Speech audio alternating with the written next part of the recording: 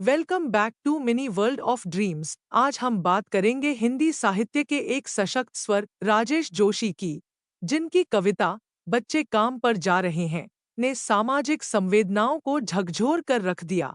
कवि का परिचय।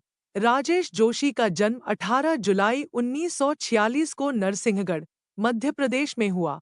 उन्होंने प्राणीशास्त्र और समाजशास्त्र में शिक्षा प्राप्त की और कई वर्षों तक शिक्षक, पत्रकार और संपादक के रूप में कार्य किया। उनकी लेखनी सिर्फ साहित्य नहीं, बल्कि एक संवेदनशील समाज का आईना है। कवि ने 1967 से 2001 तक भारतीय स्टेट बैंक में कार्य किया, लेकिन उनका मन हमेशा साहित्य की ओर खिंचता रहा। प्रमुख रचनाएं।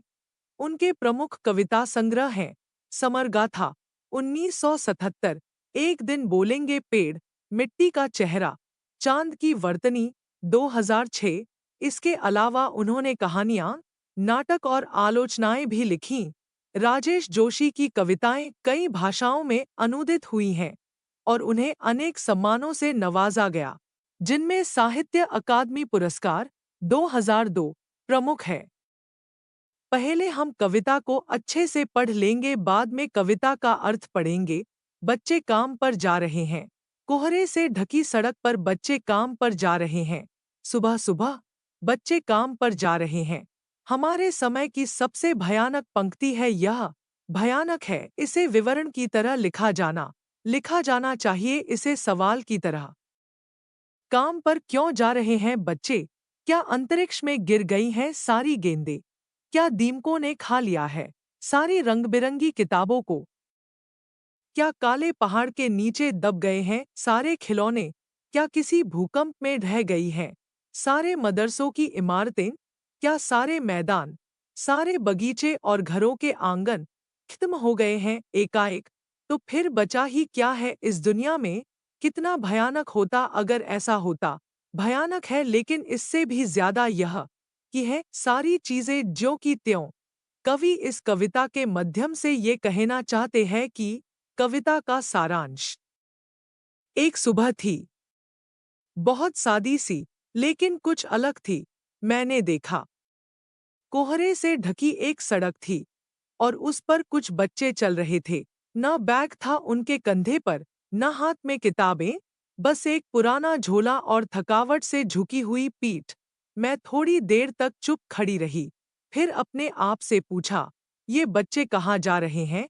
स्कूल तो अभी खुला नहीं है। तो क्या ये बच्चे काम पर जा रहे हैं?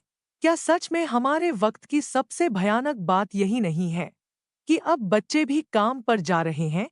सोचो, जो उम्र खेलने कूदने की है, वो अब मजदूरी की हो चुकी है। कभी सोचा है, कहाँ गई वो रंग-बिरंगी किताबें, वो गेंदें जो आसमान तक जाती थी? क्या दीमकों ने खा ली सारी किताबें? क्या खिलौने किसी काले पहाड़ के नीचे दब गए? और स्कूल की वो इमारतें, क्या वो किसी भूकंप में ढह गईं?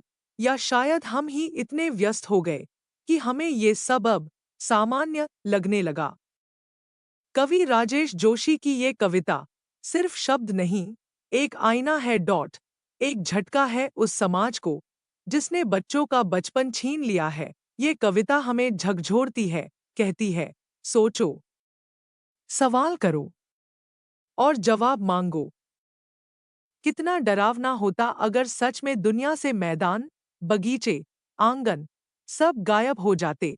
लेकिन सबसे ज्यादा डरावना ये है कि ये सब होते हुए भी बच्चों का बचपन छिन गया और हमें ये अब सामान्य लगने लगा है। अंत में मैं ये कविता पढ़ती हूँ तो ऐसा लगता है जैसे ये मेरी आत्मा की आवाज बन गई है।